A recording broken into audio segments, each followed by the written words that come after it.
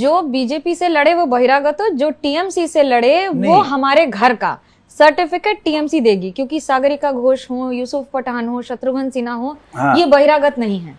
लेकिन अगर उसने किसी और पार्टी चिन्ह पर, सिंबल पर लड़ाई कर ली बंगाल में, तो आप कह दीजिए कि वो बहिरागत है। नहीं, सागरिका घोष, यूसुफ पठान, शत्रुघ्न सिन्हा, अगर दीदी का जो लुकआउट है, तृणमूल कांग्रेस की जो आइडियोलॉजी है, तृणमूल कांग्रेस जो सेक्युलरिज्म को लेके चलना चाहता है, अगर उनके साथ वो सहमत नहीं होते तो वो पार्टी के कैंडिडेट के रूप में खड़े नहीं होते।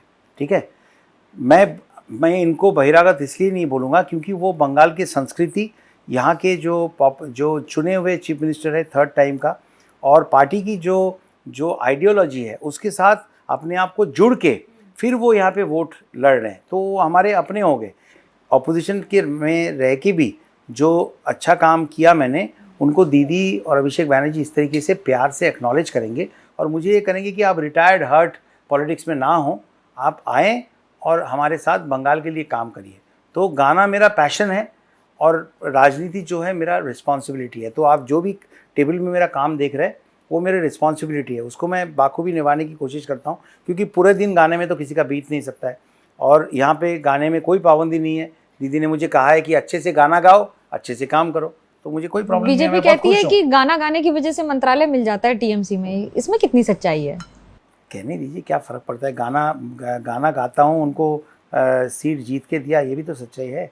और कोई जीत के दिखाए, इस बार उनके जो एमपीज़ को पहले टिकट मिला था, पहले 20 लोगों का नाम किया है, उसमें से 5 लोगों को तो ऑलरेडी निकाल दिया है। उसका मतलब है दूसरी बार नहीं जीत पाएंगे, काम नहीं कर पाए। 5 लोगों को, उसमें मंत्री भी है, उनको ही निकाल दिए गए हैं। मैं तो दूसरी बार 3 गुना वोट से जीत के दिखाया। देखता हूँ उनके इस बार के कितने पिछले मतलब सिटिंग एमपीज़ को टिकट मिलता है, नंबर 1। सेकेंड, जो सिटिंग एमपीज़ को टिकट मिलते हैं उसमें से कितने लोग 2 लाख वोट से जीत के दिखाएं, ये भी मैं देखूंगा। ये भी मेरा चैलेंज है। क्या ये बाबुल सुप्रियो का चैलेंज है कि आसनसोल में बाबुल के बाद बीजेपी किसी को भी उतार दे, नहीं जीत सकती? कोई सवाल ही नहीं पैदा होता है, कोई सवाल ही नहीं पैदा होता है।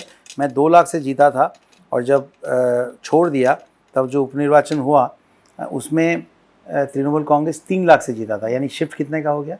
5 लाख वोट का शिफ्ट हुआ था।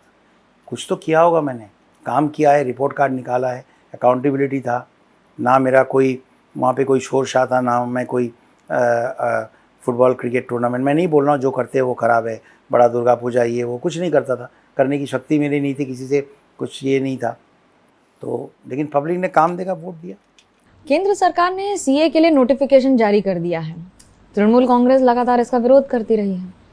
बंगाल में आपको लगता है कि चुनाव के पहले इसके आने से तृणमूल कांग्रेस के लोकसभा के आंकड़ों में कोई अंतर आएगा?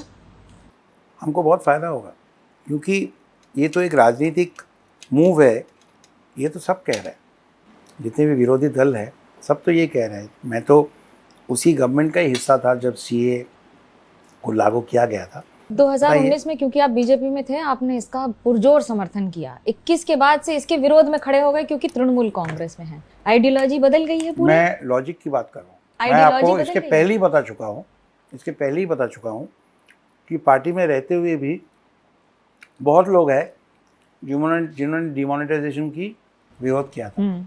चुपचाप, आप किसी पार्टी में हो, आप इनडिसिप्लिन तो नहीं हो सकते हैं। डिमोनेटाइजेशन गलत था? बिल्कुल गलत था। रघुरामन राजन ने इसका विरोध किया था। एक बहुत बड़े, हम लोग ही गॉसिप करते थे कि क्या अरुण जेटली जी को ये मालूम था। और जैसे फार्म लॉस के बारे में राधा मोहन सिंह जी को हमने जो देखा था पार्लियामेंट में, हम सबको ये लगा था कि फार्म लॉस के बारे में राधा मोहन सिंह जी को कुछ मालूम ही नहीं था। He directly got to hear it in the parliament. तो इसीलिए मैं आपको बोल रहा हूँ कि अब जब एक पार्टी में रहते हैं तब उस पार्टी का आइडियोलॉजी डेफिनेटली आपके सामने रहता है, आप इनडिसिप्लिन नहीं हो सकते हैं।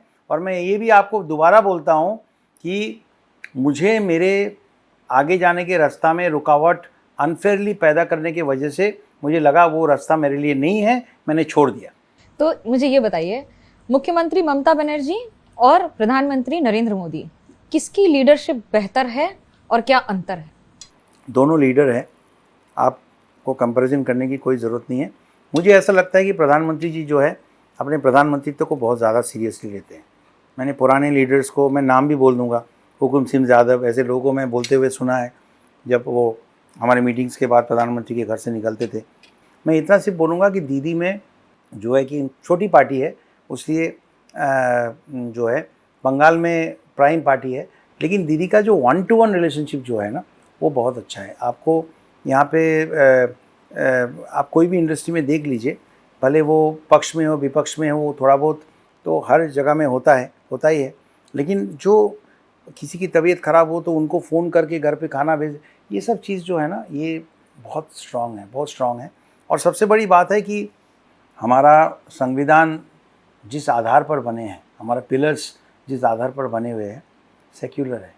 अब आप उसे वोट बैंक पॉलिटिक्स कहेंगे, हम जब बीजेपी में थे तो हमें लगता था कि वोट बैंक पॉलिटिक्स नहीं है, क्योंकि पार्टी की जो लाइन है उसी लाइन से तो आपको चलना ही पड़ेगा। मैं इस बात से भी इनकार नहीं कर सकता हूँ कि मैंने दल बदला है, ये भी मैं इनकार नहीं कर सकता हूँ। तो वहाँ उस टाइम पे जो कुछ बातें मैंने कहा था, वो बात के साथ अभी जो कह रहा हूँ उसमें फ़र्क डेफिनेटली होंगे, लेकिन उस फ़र्क जो मैं सामने ला रहा हूँ अगर उसमें लॉजिक ना हो तो आप मुझे ज़रूर बताइए। बिना बात के वो आर्ग्यू करने से मैं नहीं मानने वाला हूँ। मैं बोल रहा हूँ कि जब आप उस वक़्त भी इस बारे में डिस्कशन हुई थी, जो रातों रात ये किया गया था, आपका लॉकडाउन घोषित किया गया था, उनका एक डॉक्ट्रिन है, उन्होंने किया था, प्रधानमंत्री जी है उन्होंने किया था। लेकिन हमें मालूम है कि जो बंगाली श्रमिक जो बहुत आपको मालूम है सोना के काम करने के लिए दिल्ली में है, उनको बंगाल लौटाने के लिए हमको क्या करना पड़ा। सुबह से शाम मेरे घर के बाहर कितनी भीड़ रहती थी और कितनी मुश्किल से हम नहीं कर पाते थे, भले कितना भी रोना धोना हो, मैं कुछ नहीं कर पाता था। उनको राशन भेज देते थे, लेकिन उनको घर पहुंचाने का कोई बंदोबस्त हम नहीं कर सकते थे और कितना टाइम हमको लगा था। तो वो चैलेंजेस था। आप किसी पार्टी में हैं, उस पार्टी के सारे डिसीजंस आपको पसंद होगा ऐसा ज़रूरी नहीं है। अगर आप ऐसा हो रहा है तो आप आईने के सामने देखिए, ज़रूर आपके कैरेक्टर में, आपके पर्सनैलिटी में कहीं ना कहीं कोई प्रॉब्लम है। या तो आप साइको फैंसी या क्या बोलते चाटुकारिता करने में आपका दिल जो है उसको बहुत आनंद मिलती है। कुछ तो प्रॉब्लम होगा अगर आपको अपनी पार्टी का सारा डिसीजन अगर आपको अच्छा लगा।